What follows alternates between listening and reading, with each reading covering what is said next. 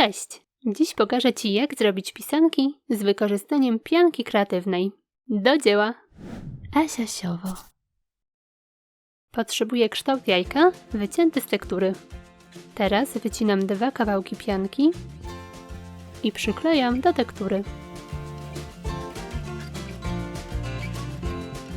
Następnie tworzę kompozycję z drobnych elementów.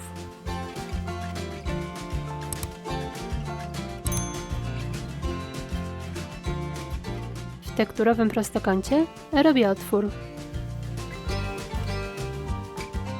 Przyklejam piankę. Brzeg maskuję koronką.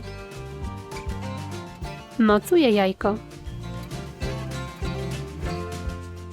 Brzeg maskuję ozdobnym sznurkiem.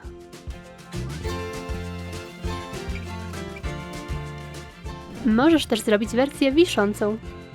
Tu wystarczy piankowe jajko ozdobić drobnymi elementami i zamocować sznurek. Proste, prawda? Takie pisanki możesz z powodzeniem przygotować z dzieckiem, zamieniając gorący klej na wikol. Na dziś to już wszystko. Do usłyszenia!